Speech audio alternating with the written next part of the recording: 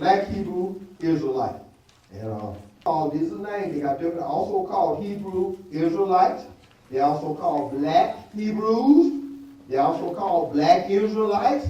And a final name they're called African Hebrew Israelites. So they go by different diversity of names. They are a new religious movement claiming that African Americans are descendants of the ancient Israelites. Black Hebrew Israelites combine elements to their teaching from a wide range of sources to varying degrees. And they like to use the Bible and the Old Testament because they like to show how in the Bible the experiences that the Hebrew Israelite, biblical Hebrew experience are similar to what black people went through. That's what that book went a lot of. If you were just reading through the Bible, you didn't have understanding, you might say, no, black people did. They got treated. This happened to them too. But historically, they're wrong.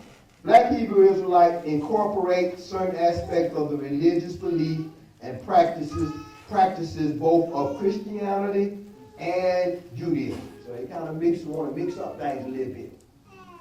Though they have created their own interpretation of the Bible. And other influences include Freemasonry. See, when people get into Mason stuff, take it all kind of ways. And New Thought, for example. Many chose to identify as Hebrew Israelite or Black Hebrews rather than Jews in order to indicate their claimed historic connection.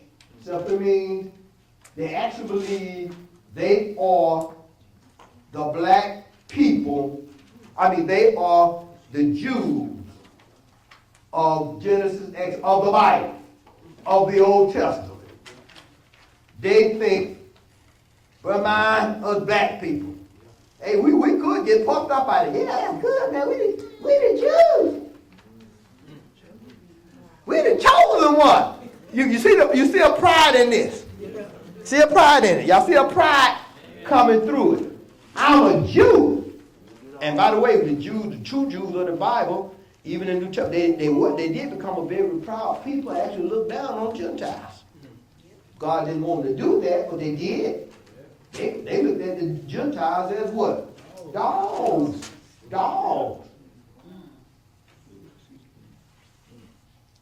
But that wasn't from God. Now, by way of introduction, look at your notes and turn over. Now, I want y'all to understand, there's nothing new under the sun. This false teaching is not a new false teaching. It is somehow every false teaching on the name. People always think it tickle me. That's why I used to, when pastor over at Lithonia, Georgia, used to always get up and talk about, to give y'all something new. I want y'all to understand. There's nothing new under the sun. Y'all understand that? Now, ministers and pastors can bring something to you in a way that it has not been brought directly to you in that way, but there's nothing new under the sun. Don't let me just say, look, watch this right here. Y'all ain't seen this before. Watch this here, Dad. This ain't never nobody seen. Be careful, ministers start talking to you like that right there.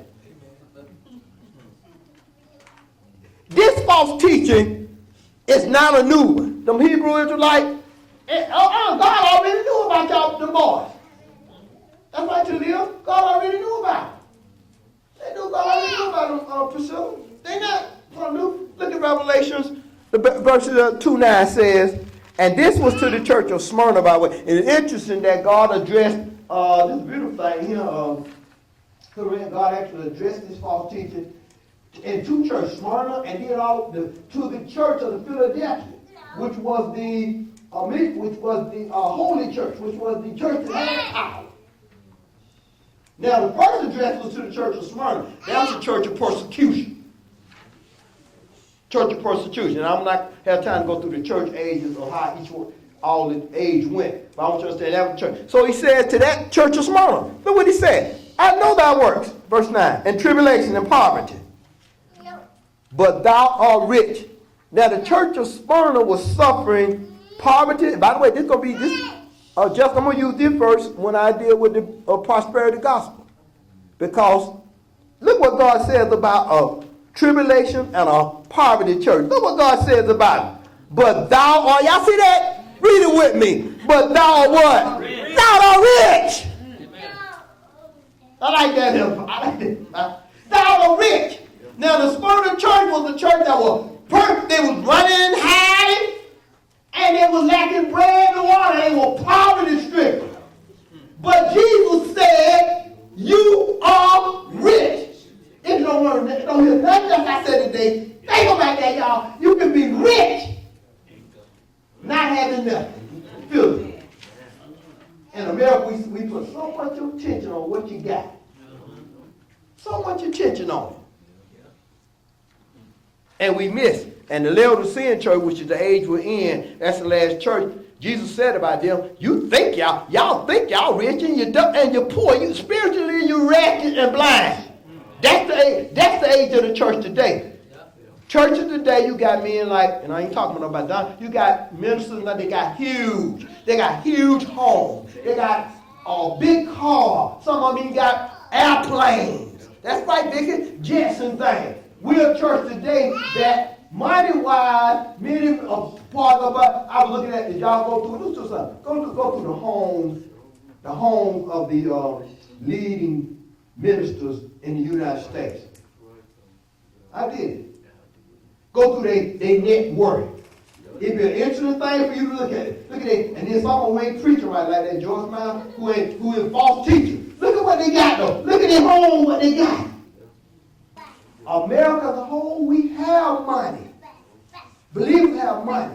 But we are poor when it comes to dedication, commitment. Spiritually, we below par. But they don't, but that's the Laodicean church. I know the blasphemy. Now look at him.